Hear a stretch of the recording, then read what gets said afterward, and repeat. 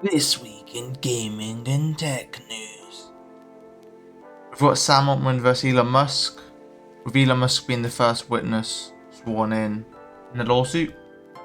We have a lot of information with Valve, with the Steam machine and their new controller. We've got a game dev company saying companies should use AI. So let's get into it. But first, if I may be a little bit cheeky and ask, if you like this content, please subscribe. It really helps the channel out. I just want to make better and better videos. And if you hate me, you can always unsubscribe.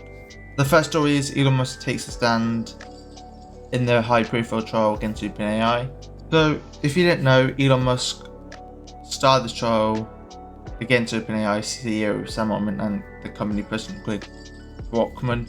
The three was initially founding the team of OpenAI, Musk investing up to $38 million early on.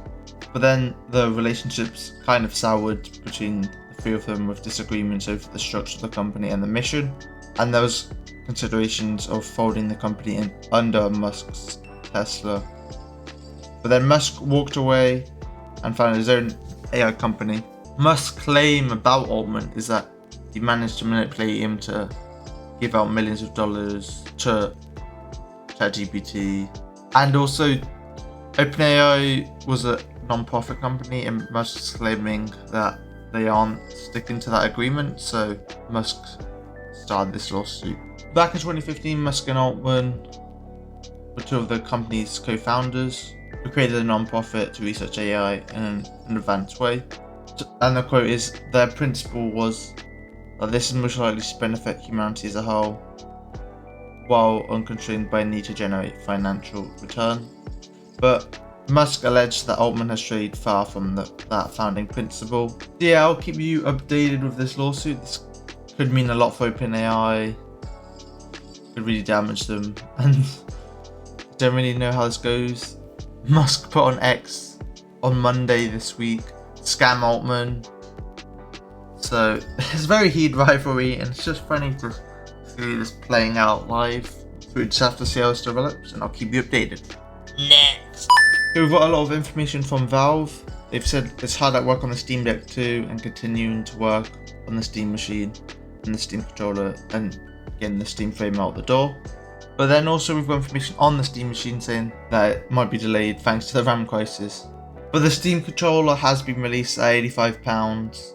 I've seen a lot of reviews on it and it does look quite good. I'm personally not going to get one, but if you do want to get one, I recommend get it as soon as possible.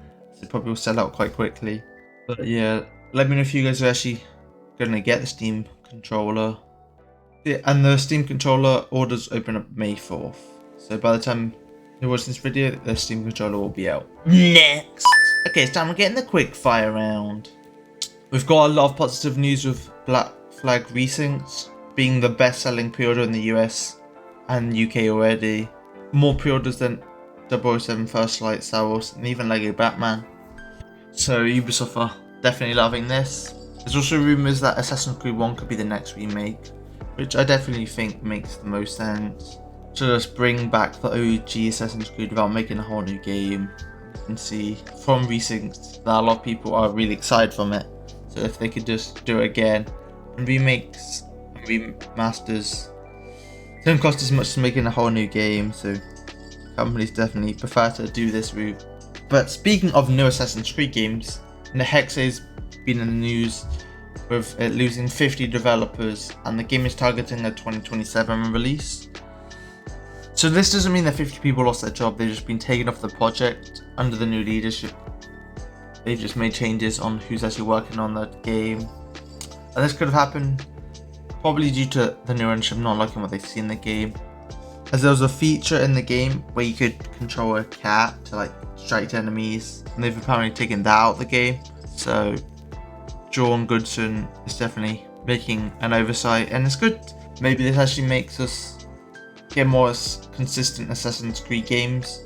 And I'm not really talking about in quality, or I hope quality is good of all of them, but I feel like different Assassin's Creed games focus on different things more. Maybe one's more supernatural than the others, focus more on parkour, and I just want a consistent theme, and that might be what we're getting. with the game's protagonists understanding the science of chemicals, like making smoke bombs, maybe potions and stuff, so like distract enemies and make it look like she can disappear. So yeah, I do feel like it's good that they're going for an approach to making changes. And the rumour is that this could be the coming holiday 2027, but at first it was rumoured it would be June 2027. So I definitely think an October release date would make sense for this game, as it's kind of like the scary theme, so coming out Halloween could be perfect. Okay, Take-Two CEO Squidzeyy has addressed the big question of how much will GTA 6 cost, saying consumers pay for the value that you bring to them and our job is to charge way less of the value delivery, and saying how you feel about something you buy is the intersection of the thing itself and what you pay for. Consumers need to feel like the thing they get itself is amazing and the price they were charged was fair for what they got. But he also did mention that games have actually gotten cheaper over the years. So the fact that game releases have been priced at $60 or $70 for more than a decade, compared to greater rates of inflation. So it doesn't give like a penciled in price, and maybe they do go for the $70. I feel like there will be many additions to this game, definitely. Probably one that's like £100, but you play like 2 days early, and people will pay so much to just play this game early. So they can basically do what they want for this. It's just interesting to see where he's coming from. And what they're going for is making the most spectacular piece of entertainment on Earth in history. And with that quote in mind, that's what you're going for. You can basically charge whatever you want. If you don't have the price yet, and hopefully we do get some more information on GTA 6 soon. A quote from the Blood of Dawnwalker director says companies should use AI. So that generative AI was used during development, but to test dialogue before it was finalized, and actors were employed to record it. He also said use generative AI tools in a way which helps people to work, not to replace the people, which I definitely think is the approach society should go in. As when these tools work, they can make you so productive. You can still see like hallucinations and problems using the tools. So there definitely needs to be human insight. Definitely now, but that might change in the future. It's intriguing to see that. I feel like this is going to become more and more the norm. Directors, CEOs pushing for their employees to use AI tools. According to this report from Insider Gaming, Greenforce Studios' buyers will be closing soon, as they've been unable to find a buyer. As the studios have 18 months to propose a plan to restructure their debts and recover the business, but it seems that they failed to do so and will move towards liquidation, announcing its closure soon. Google is testing an AI chatbot search for YouTube, so you could probably use this. You're going to be able to use this to, I guess, find videos, not by thumbnails anymore. Just going to be asking Gemini, show me a video or the latest gaming tech news. I don't know. And then mine comes up now. I guess you could type what's different from typing just in the search bar, but I guess this is just takes information from the video, is like what's said, and that could come up. So your title of your video might not matter. Like, does this take away thumbnails and stuff? But I do think this will be like the future of social media. You just ask an AI model for a post and it comes up. But then again, if you're choosing to search for it, I guess that might actually reduce attention. Because with TikTok, you're just instantly given the next thing. But imagine you have to type. That creates a lot of friction, and that might not. But also on Google, Google employees have asked Sundar Pichai to say no to classified AI use, who is the CEO of Google, as after a report that Google is in talks with the Pentagon. So hundreds of employees have signed a letter against the idea of letting their AI models work with the government. The workers are mostly from Google's DeepMind AI lab, include 20 principal directors and vice presidents. The letter says the only way to guarantee that Google does not become associated with such harm is to reject any classified workloads. So I really like to see that these employees are standing what they believe in, and it's probably what is needed to not let like governments work with these AI models and like sensitive information. Okay, so there's a leak on Samsung's new Galaxy glasses, which are very similar to Meta's Ray-Ban smart glasses. So they're codenamed Jinju and will reportedly cost between $379 and $499. They will include a Quantum Snapdragon AR1 processor, a 12 megapixel Sony camera, and a 155 mAh battery, and bone conduction speakers. But they won't have a built-in display, as Samsung is reportedly saving a micro LED display for the more premium pair of glasses, which are set to launch in 2027. So I definitely think this is actually going to be like the next device push.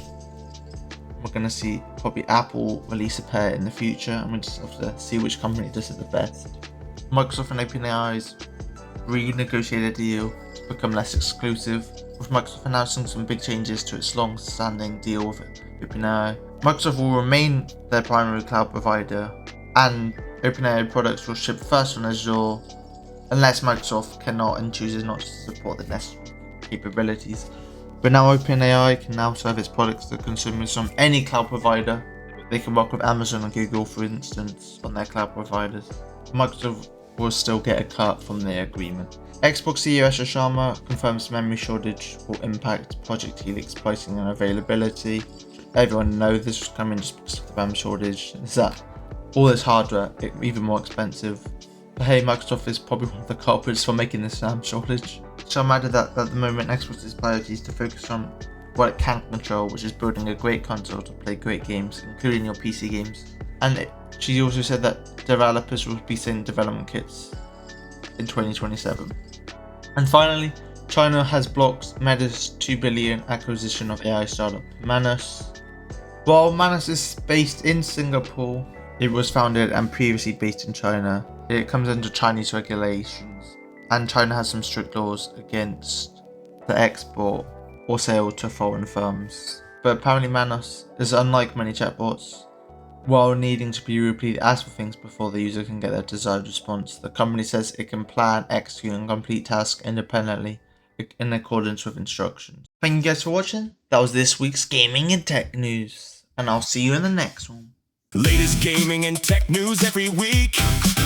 Keeping nerds up to date. Yeah, you know the rest.